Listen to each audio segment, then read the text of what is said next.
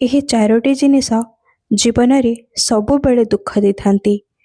ଅଧିକ କହୁଥିବା ମୁହଁ, ଲେଖା ନ ହୋଇଥିବା ଉଦ୍ଧାର, ମଜବୁରିରେ ନିଆଯାଇଥିବା ନିର୍ଣ୍ଣୟ ଏବଂ ଆବଶ୍ୟକ ବେଳେ ବନାଯାଇଥିବା ସାଙ୍ଗ। ଏହି ଚାରୋଟି ପ୍ରଥମେ ମିଠା ଲାଗନ୍ତି, ପରେ ବିଷ ହୋଇଯାଆନ୍ତି।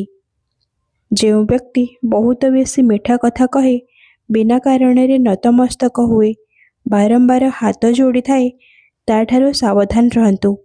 କାରଣ ତଲୱାର, ବିଛା, ସାପ ଏବଂ ମୌକା ସବୁବେଳେ ଚୁପଚାପ ଆଘାତ କରିଥାନ୍ତି। ଗୋଟିଏ କଥା ହୃଦୟକୁ ଛୁଇଁଯାଏ। ଗୋଟିଏ ବୟସ୍କ ଲୋକ କହିଲା, ଡାକ୍ତର ସାହେବ, ଆପଣ ଶରୀରକୁ ଠିକ୍ କରିଛନ୍ତି, ଧନ୍ୟବାଦ, କିନ୍ତୁ ଯିଏ ଆତ୍ମାକୁ 50 ବର୍ଷ ସମ୍ଭାଳିଛି ତାର ତ କୌଣସି ବିଲ୍ ହିଁ ଆସିନାହିଁ। ମନେ ରଖନ୍ତୁ, ଈଶ୍ୱର ହିସାବ କରେ ନାହିଁ, ମଣିଷ ହିସାବ କରେ। ଜନ୍ମ ପରେ ବଣ୍ଟାଯାଇଥିବା ମିଠା ଏବଂ ମୃତ୍ୟୁ ପରେ ବନାଯାଇଥିବା କ୍ଷୀରି ଉଭୟ ହିଁ ସ୍ୱୟଂ ଖାଇପାରନ୍ତି ନାହିଁ। ମହଲରେ ଜନ୍ମ ହେଉ ଅଥବା ମାଟି ଘରେ, ଗର୍ବ କେଉଁ କଥାରେ? ଅନ୍ତରେ ସମସ୍ତଙ୍କୁ ଚାରି କାନ୍ଧର ହିଁ ଆବଶ୍ୟକ ହୋଇଥାଏ। ମା ବାପାଙ୍କର ଗାଳି ଏବଂ ସୂର୍ଯ୍ୟର ତାପ ଖରାପ ଲାଗିଥାଏ ଅବଶ୍ୟ, କିନ୍ତୁ ଏହା ବିନା ଜୀବନ ଅନ୍ଧକାରମୟ ହୋଇଯାଏ। ବୁଲିବା, ଦେଖିବା, ଶିଖିବା, ଲୋକ କ'ଣ କହିବେ, ଏହା ଭାବି ଭାବି ବହୁତ ଲୋକ ବଞ୍ଚିବା ହିଁ ଭୁଲି ଯାଆନ୍ତି। କାରଣ ସମାଜର କାମ ହେଉଛି କହିବା ଏବଂ ତୁମର କାମ ହେଉଛି ବଞ୍ଚିବା। ଜୀବନ ଦ୍ୱିତୀୟ ଥର ମିଳେ ନାହିଁ, ଏଥିପାଇଁ ଏହାକୁ ଈର୍ଷା, ଘୃଣା ଏବଂ ଅହଙ୍କାରରେ ବ୍ୟତୀତ କର ନାହିଁ। ଯାହା ଚାଲିଗଲା ତାକୁ ଯିବାକୁ ଦିଅ, ଯାହା ପାଖରେ ଅଛି ତାକୁ ସମ୍ଭାଳ। ସ୍ୱାର୍ଥୀ ହେବା ଦୁନିଆର ନିୟମ ଅଟେ। କାମ ସରିବା ପରେ ହିଁ ଲୋକ ଏମିତି ଚାଲିଯାଆନ୍ତି ଯେମିତି ବର୍ଷା ଛାଡ଼ିଯିବା ପରେ ଛତା ବୋଝ ଲାଗିଥାଏ। କେବେ ନିଜକୁ ଅନିବାର୍ଯ୍ୟ ଭାବ ନାହିଁ।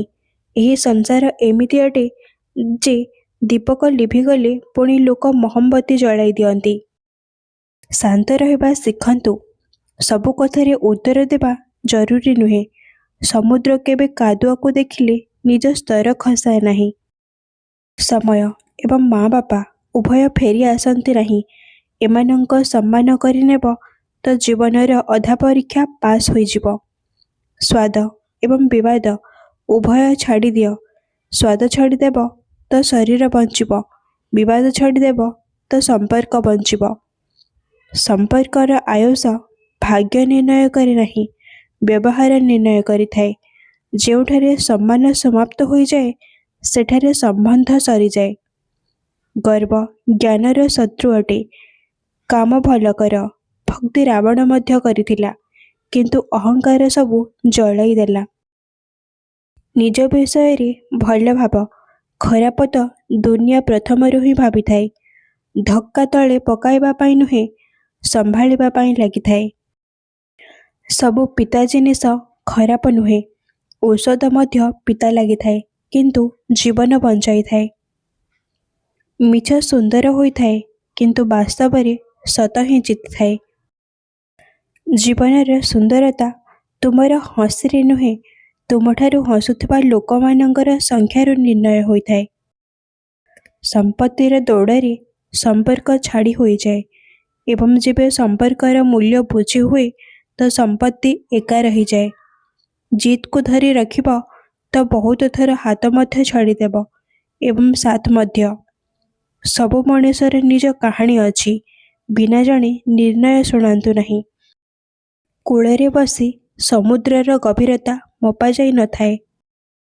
ଜୀବନର ଚାରୋଟି ସୂତ୍ର ମନେ ରଖ। ମଜବୁତ ହୁଅ, ନିର୍ଦ୍ଦୟୀ ନୁହେଁ। ଦୟାଳୁ ହୁଅ, ଦୁର୍ବଳ ନୁହେଁ। ବିନମ୍ର ରୁହ, ଡରପୋକ ନୁହେଁ। ଗର୍ବ କର, ଅହଙ୍କାର ନୁହେଁ। ଅଳ୍ପ ମସ୍ତିଖୋର ବନ, ସିରିୟସ୍ ଲୋକ ତ ହସ୍ପିଟାଲରେ ମଧ୍ୟ ମିଳିଥାନ୍ତି। ଯାହାର ହସି ଚିନ୍ତା ଅଟେ, ସେ ହିଁ ପ୍ରକୃତରେ ଜୀବନକୁ ଉପଭୋଗ କରିଥାଏ। ମନର ଆଖିରୁ ଈଶ୍ୱରକୁ ଦେଖନ୍ତୁ।